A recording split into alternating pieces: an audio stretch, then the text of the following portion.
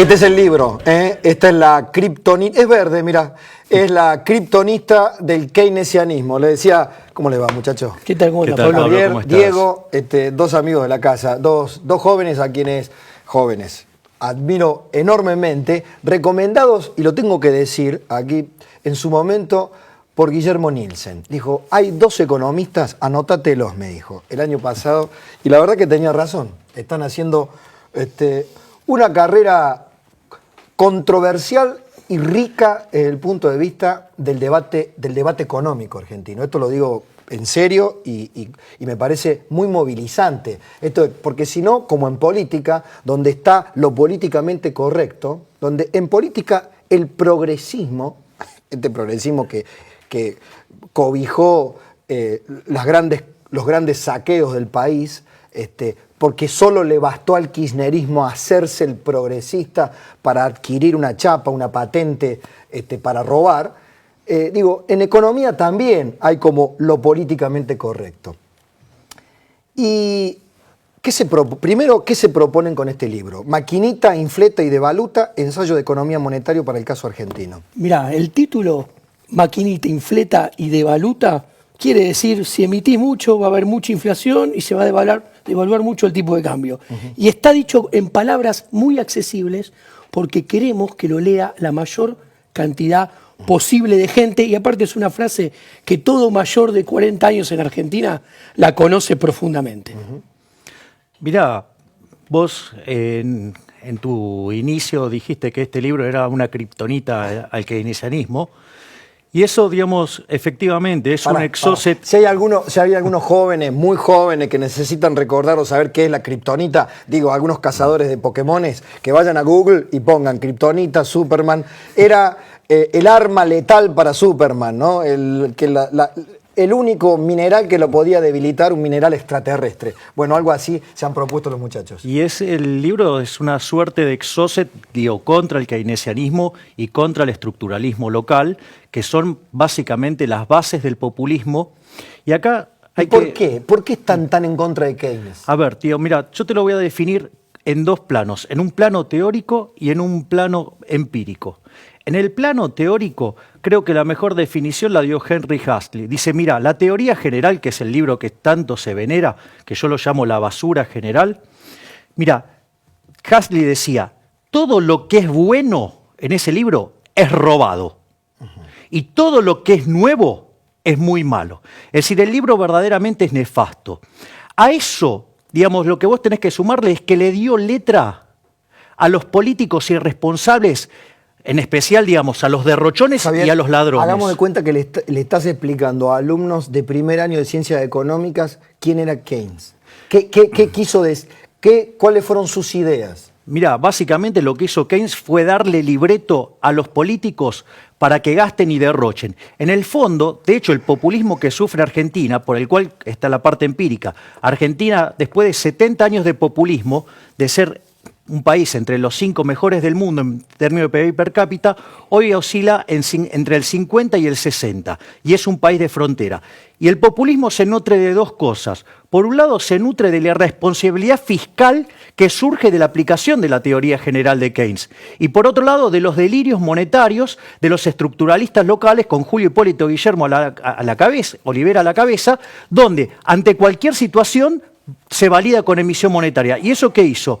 No solo que generó que perdiéramos una posición de país desarrollado para ser un país de frontera, camino a ser pobre, sino que además nos llenó la canasta de la inflación. Mira, yo te cuento, vamos a ponerlos en número.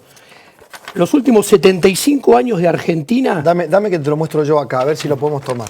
A ver si con el reflejo da. ¿Medio complicado? Dale, vos seguís, contá. Dale. En los últimos 75 años de Argentina, la tasa de emisión monetaria, de expansión promedio anual de la base monetaria es 175%. O sea, se imprimieron billetes a un ritmo de 175% promedio anual.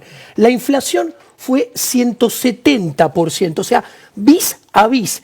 En los dos mandatos de Cristina Fernández de Kirchner aumentó la base monetaria 530% y la inflación fue 520%. ¿Sabes cuál es el problema? Acá hay una cofradía entre la clase política Y no todos, pero la mayoría de nuestros colegas, que niegan las enseñanzas que tanto la teoría económica, con Milton Friedman a la cabeza, validada por los datos de la realidad, todas esas enseñanzas mostraron que la teoría keynesiana de 1936, que es a donde se quedaron la mayoría de nuestros colegas, que han producido esta inflación. O sea, lo que tiene Argentina, ¿qué pasó?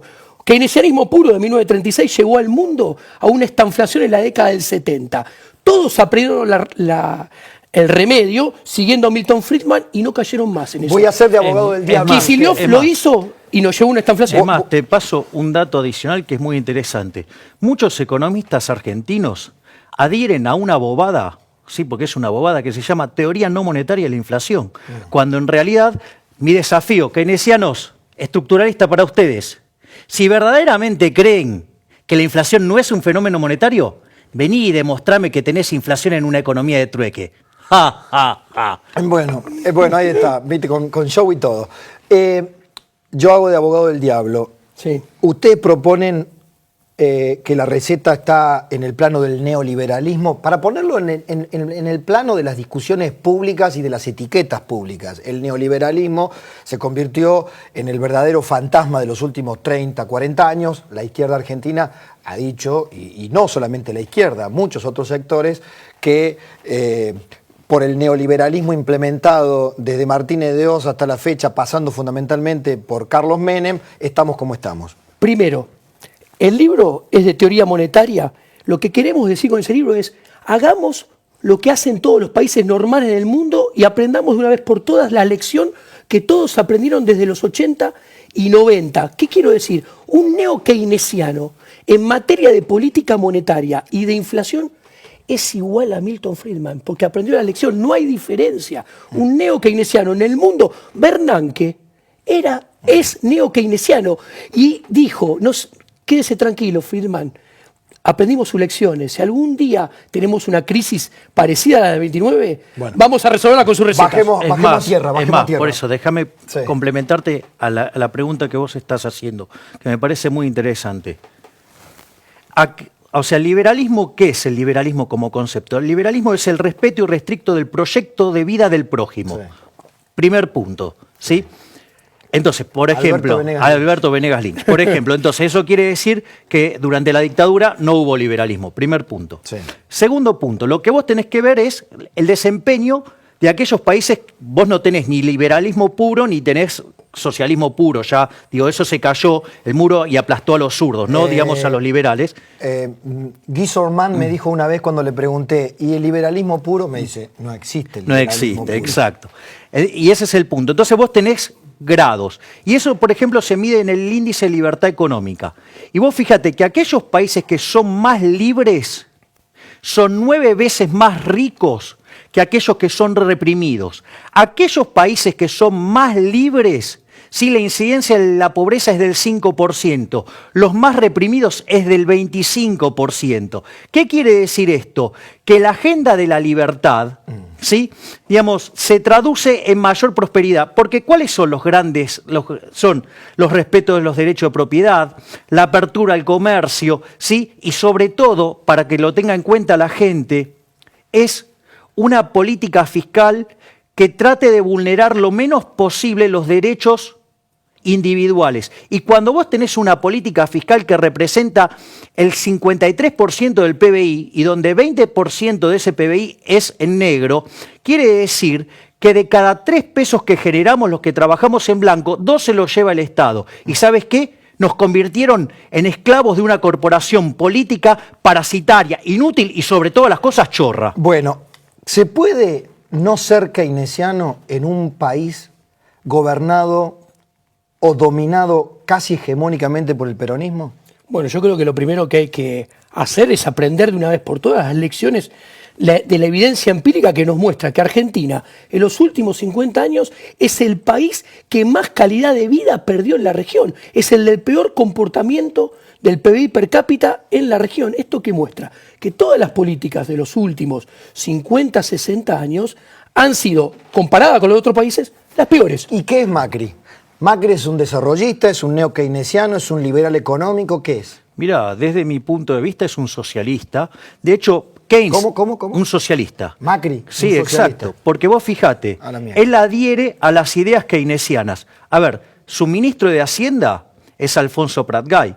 Alfonso Prat-Gay hacía campaña con Libre del Sur, con Victoria Donda, con Tumini. O sea, eso, digamos, les gusta la obra pública, eso es de keynesiano. Les gusta que los precios controlarlos, eso es de Pero keynesiano. no solo a Alfonso Prat-Gay, le gusta Rogelio Frigerio, le gusta Pancho Bueno, Caldera, el caso le de gusta el propio Macri, a ver, que es el caso, ingeniero civil. el caso de Rogelio Frigerio todavía es peor, porque es desarrollista. Y lo que vos tenés que entender que el desarrollismo es a la economía lo que la crotoxina a la oncología. Es una cosa verdaderamente que raya en un mamarracho, o sea, conceptualmente. Pero ¿y cómo reactivas en este momento de la coyuntura? ¿Cómo reactivas la economía? A ver, me coincido en ustedes en algo que lo he convertido también en mi prédica. Un Estado con la tasa más alta de presión tributaria, un Estado imposible que, como crecer. Lo escuché el otro día al amigo Willy Cohen que decía, es la única empresa que sube permanentemente los precios, el Estado, ¿no? Sí. A través de los impuestos. Digamos, yo estoy convencido que si el Estado no da el ejemplo a la hora de reducirle la presión tributaria a los ciudadanos, de quitarle la pata de la cabeza, este país no tiene solución económica posible. Mira, la presión tributaria, si comparamos 2015 contra 2003, se duplicó, aumentó 18 puntos porcentuales. ¿Cuál es el punto? Si nosotros miramos y a cualquiera le preguntamos, ¿cuándo fue la última vez que más o menos la economía caminó con muletas, bastón, trípode? Todos te contestan 2007. O casualidad, la presión tributaria en el 2007 era el 25% del PBI, que es la que tienen hoy en día los países de la Alianza del Pacífico, en promedio, o sea, Chile, Perú, Colombia. ¿Qué quiero decir? Que cuando pasás ese umbral y lo sobrepasás bastante, como en el caso de Argentina, que lo sobrepasó por 10, 12 puntos, ahogás al sector privado. Lo que habría que hacer, y es una oportunidad porque estamos a tiempo de hacerlo, es una reforma fiscal que planee bajar la presión tributaria de acá al 2019, cuando deje el gobierno, 10 puntos porcentuales en términos del PBI. Al mismo tiempo, que bajar el gasto público? Hay que bajar el gasto público más y utilizar el excelente trabajo de Prat-Gay de haber vuelto a los mercados de deuda y sacarnos del default para financiar, sacarle el pie de la carótida al sector privado, o sea, financiar la baja de la presión tributaria. Es más, te complemento lo que está diciendo Diego, que obviamente adhiero plenamente. Nosotros en el termómetro de riqueza demostramos que esta economía con esta presión fiscal está imposibilitada de crecer. Pero también, digamos, esta también es una nota para los keynesianos, para que no caigan en lo que se llama la falacia de lo que no se ve. Porque te dicen, no, pero si bajás el gasto público, ¿sí? Y eso te mete en una recesión. Eso es falso. Y voy a explicar por qué, y esto es bueno para que la gente entienda de este daño que nos hace el keynesianismo.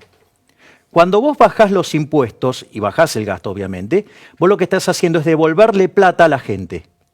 Entonces la plata, ahora la gente tiene más plata, puede gastar en lo que quiere gastar y no lo que decide alguien en una poltrona.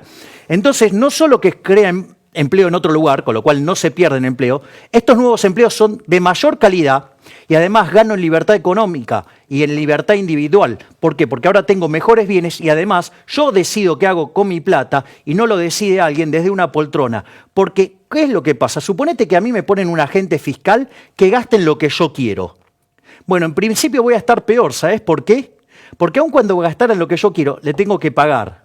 Imagínate si gasta de la forma que gastan los políticos argentinos y además se la roban. Está claro que me deja muchísimo peor. Y eso, el que le dio el libreto para todo eso, fue el irresponsable de John M. Keynes con su basura general de 1936, y todos esos desequilibrios monetarios fueron validados por Julio Hipólito Guillermo Olivera con sus ideas estrafalarias sobre la teoría no monetaria de la inflación, que permite convalidación monetaria de cualquier atrocidad que nos llenó de la canasta de inflación. Aparte, redondeando, una cosa muy importante, si yo bajo el gasto público se financia ¿con qué? Con impuestos, con deuda o con inflación, impuesto inflacionario. Si yo bajo el gasto público, voy a cobrar menos impuesto inflacionario, va a haber más ahorro, más crédito, más barato para el sector privado y va a haber menos impuestos. Y más libertades individuales. Todas variables que acrecientan la inversión y el crecimiento. Por el contrario, más déficit, más obra pública, más déficit es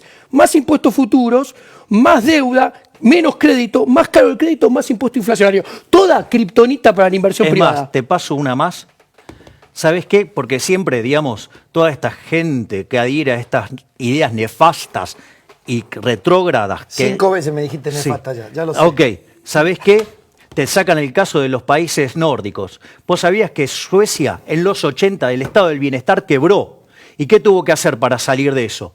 Tomar y hacer reformas de mercado. Es decir, la única solución que genera prosperidad es la economía de mercado, que es la economía de la libertad. Alguien podrá pensar, esto es correr a Macri por derecha. Yo creo que es un buen acicate para el debate público de la economía, ¿no? Para que no compremos relatos absolutamente cerrados, para que discutamos ideas. En este libro usted va a encontrar ese desafío. Pausa, gracias a los dos. Muchas gracias. Gracias a vos, Pablo. Y el final.